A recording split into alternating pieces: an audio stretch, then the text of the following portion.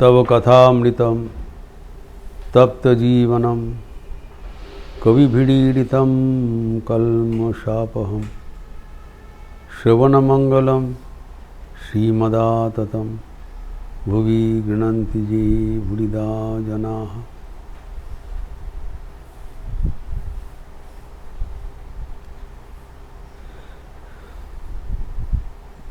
श्री श्री ठाकुर रामकृष्ण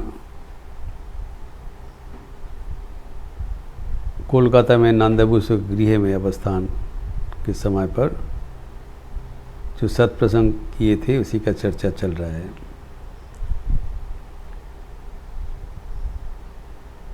अट्ठाईस जुलाई 1885 और उसमें नंदबसु के मार्फत सबको संदेश दे रहे हैं कि भाववश रह करके ईश्वर को पुकारो।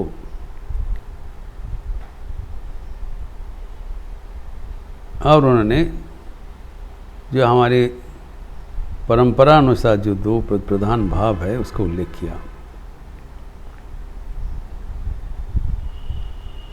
हनुमान जी के ज्ञान भक्ति एवं नारद जी की शुद्धा भक्ति। हनुमान जी के ज्ञान भक्ति के बारे में हम लोग चर्चा किए हैं कि वो 3 डायमेंशनल, एक ओर से हनुमान जी तो दास्य भाव का मूर्त प्रतीक है, वो हम लोग डिटेल्स चर्चा किया था, लेकिन वो आपने अनुभूति सिर्फ दास्य भाव में सीमाबद्ध नहीं रखा। He enjoyed God in all the 3 varieties, 3 dimensions। जो दर्शन होता है 3 प्रकार, द्वैत, विशिष्ट अद्वैत एवं अद्वैत। 3 बात में अलग अलग जो साधन जो करते हैं, साधक साधिकाएँ चलते हैं, लेकिन हनुमान ये तीनों को मिला लिया। He has integrated all the 3 and used to enjoy God by turn in all the 3 methods। कभी जब शरीर बुद्धि होगा, अपने का देह है इसी समझ में आएंगे, मन जब देह में के साथ युक्त होगा तो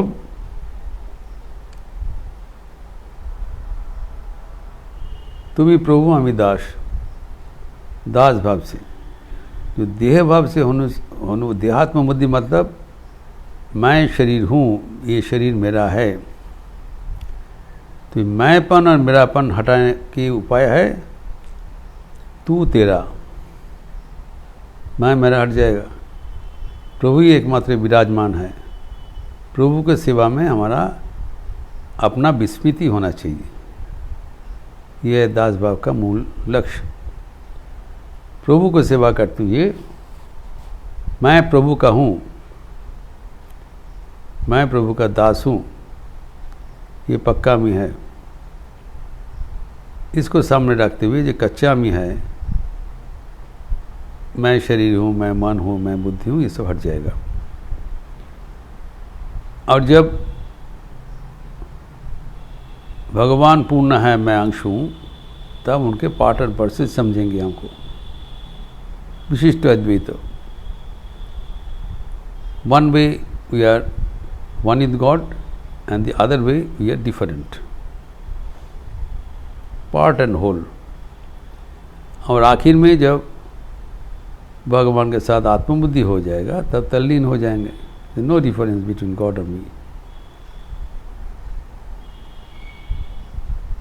सकलेते आमी आमाते सकल,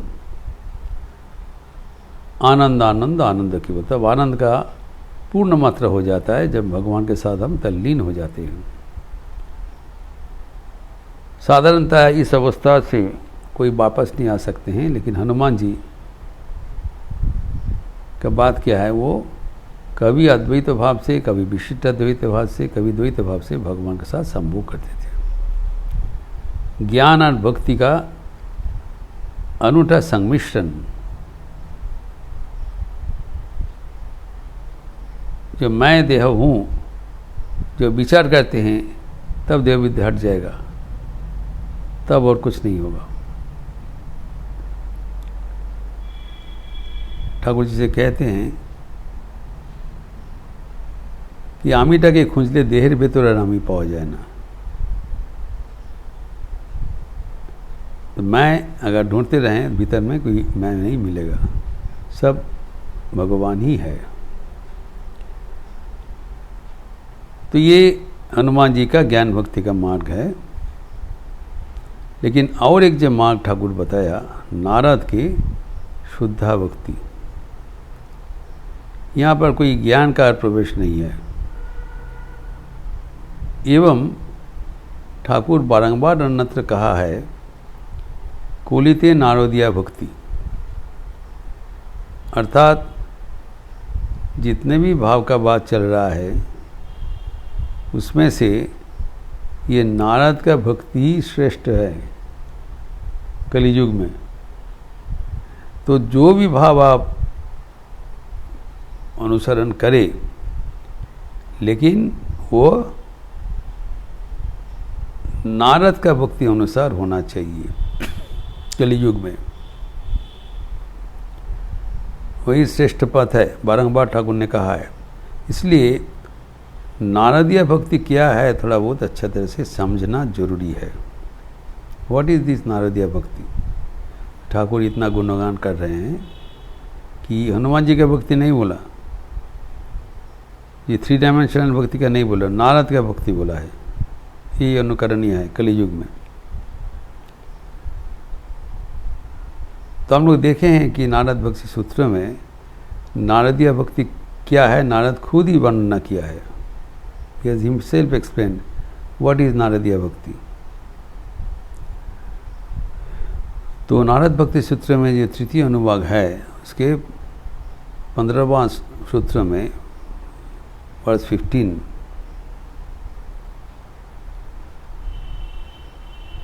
तो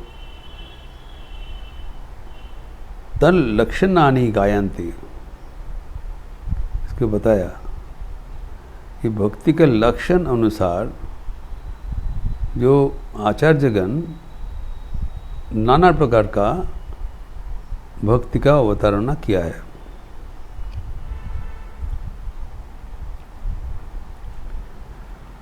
तो यहाँ पर नारद अपना मत भी व्यक्त किया है, उसके पहले और 3 प्रचलित मत यहाँ पर उल्लेख किया है।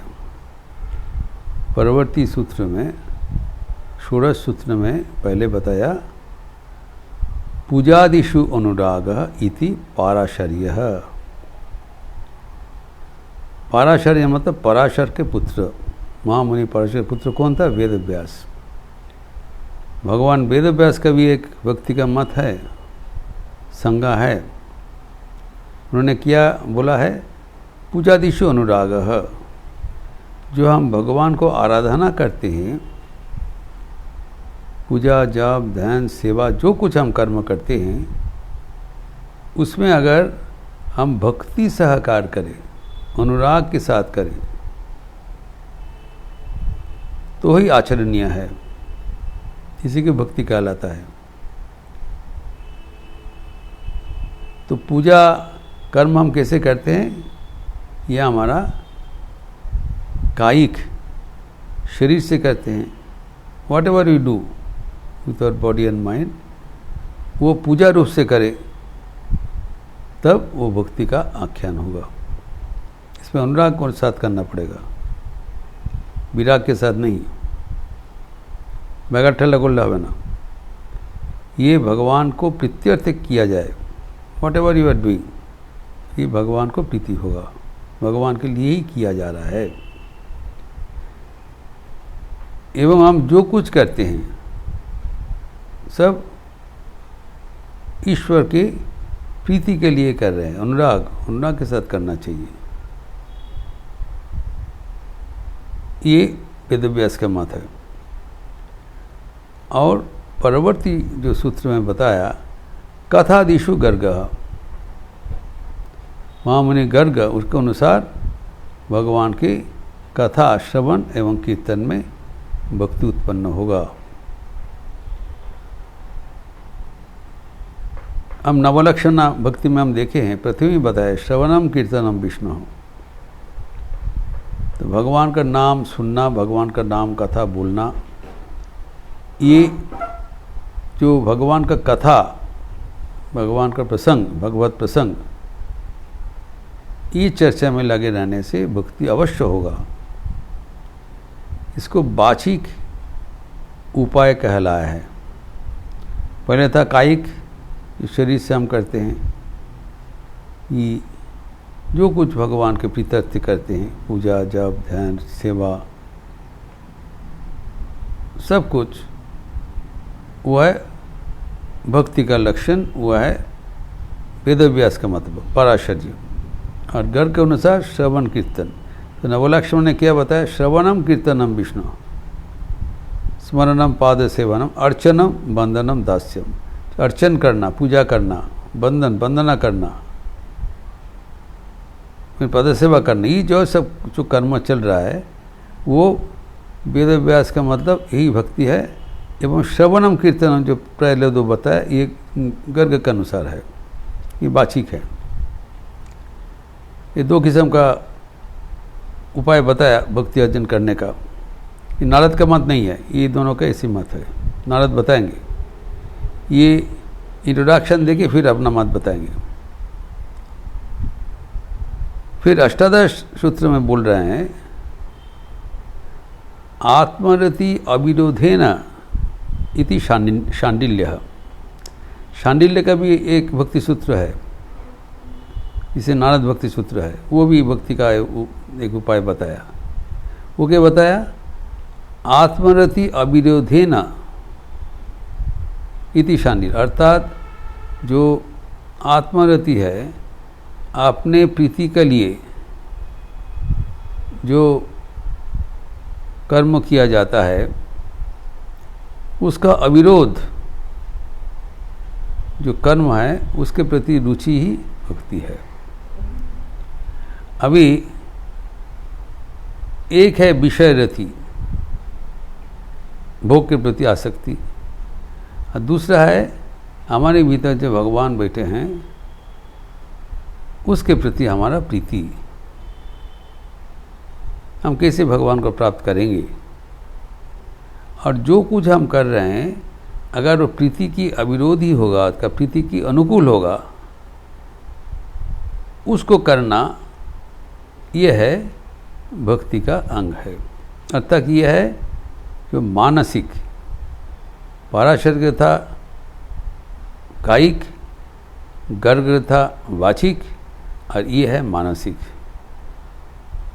जो कुछ हम कर रहे हैं उसको हम जो हमारे ईश्वर के लिए ही, ईश्वर के समर्पण बुद्धि से करें। बुद्धि चिंतन, मानसिक चिंतन होना चाहिए।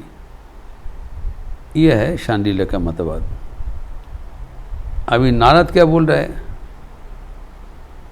तो इन द 19th सूत्र, नारदस्तु, यह है फाइनल, तदर्पित अखिल आचरता तद विस्मरणे परम व्याकुलता इति।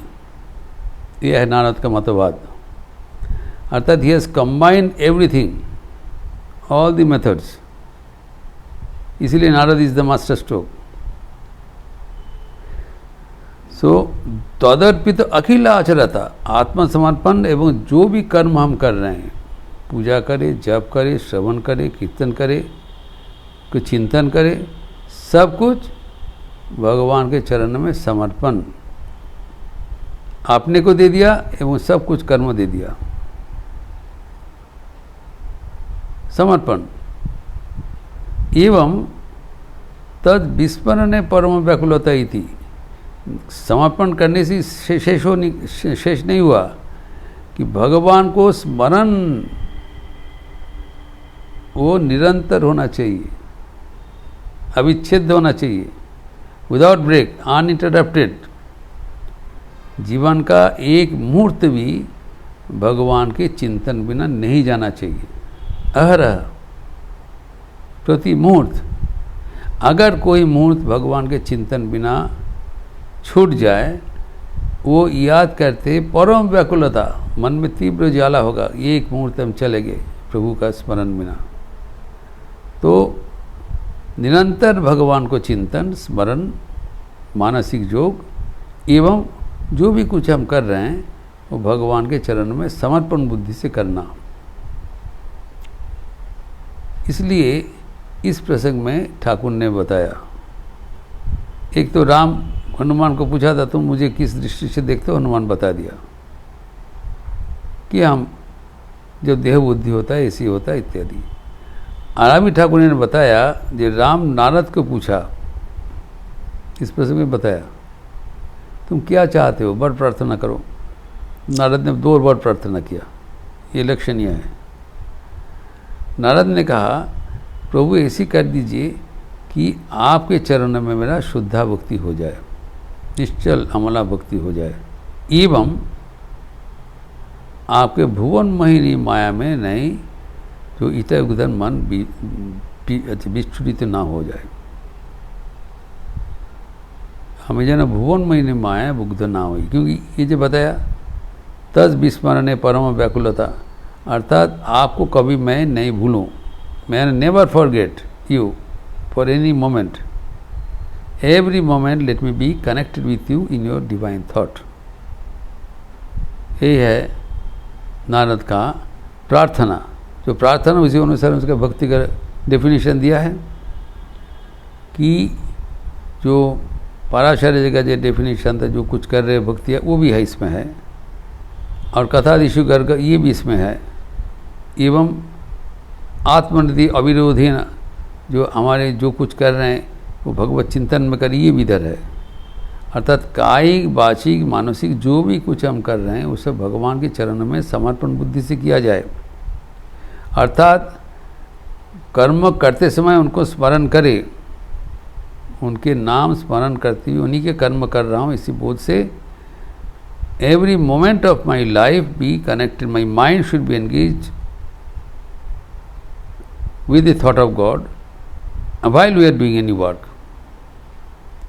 अगर कोई चूक हो जाए इसमें, उसमें चरम व्याकुलता होगा। ये 2 चीज़ अगर होगा तभी नारद कौनसी इसको नारदीय भक्ति कहलाता है।